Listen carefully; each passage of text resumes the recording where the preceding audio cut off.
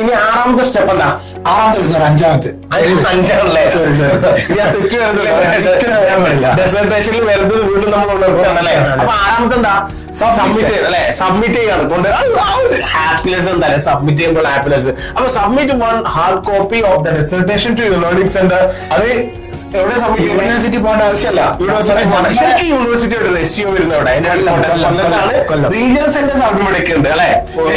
നിങ്ങൾ സബ്മിറ്റ് ചെയ്യേണ്ട LSE-ലാണ്, നിങ്ങളുടെ ലേണിംഗ് സപ്പോർട്ട് സെന്റർ. അവിടെയാണ് ഡെഡ് ലൈൻ ചെക്ക് ചെയ്യുക, ഡെഡ് ലൈൻ അനുസരിച്ച് എന്ത് ചെയ്യുക, കാര്യങ്ങൾ ചെയ്യുക. അതിന്റെ കൂടെ എന്തുകൂടി ഉണ്ട്?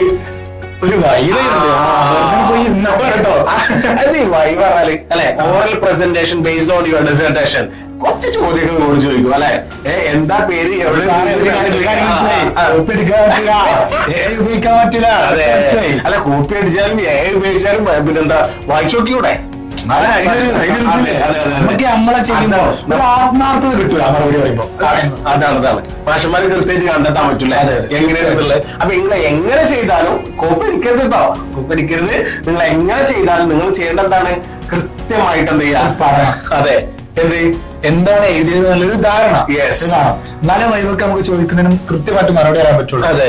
അപ്പൊ അതിന്റെ കൂടുതൽ ഒരു എക്സ്ട്രാ ഹാർഡ് കോപ്പി അല്ലെ, extra hard and soft copy എന്ത് ചെയ്യണം റെഫറൻസിന് വേണ്ടി. എനിക്ക് ലാംഗ്വേജിലൊക്കെ ഡിസർട്ടേഷൻ എഴുതുന്നവരോട് എനിക്ക് ഓർമ്മപ്പെടുത്താനുള്ളത്, നിങ്ങൾ അറബിയിലാണ് ഡിസർട്ടേഷൻ എഴുതുന്നുണ്ടെങ്കിൽ അവർ ചോദിക്കുമ്പോൾ അറബിയിൽ മറുപടി പറഞ്ഞാണല്ലോ, അതൊരു പ്ലസ് പോയിന്റ് മക്കളെ. അതേപോലെ ഹിന്ദിയിൽ ചെയ്യുന്നവര് ഹിന്ദിയിൽ പറഞ്ഞാൽ അതൊക്കെ ഒരു പ്ലസ് പോയിന്റ് ആയിട്ടാണ് യൂണിവേഴ്സിറ്റി തീർച്ചയായിട്ടും. അപ്പൊ അത് എല്ലായിടത്തും അങ്ങനെ തന്നെയാണ് അല്ലെ. ആ ഒരു പിന്നെന്തിനാണ് ഒരു ഇത്രയും വർഷം പഠിച്ചത്?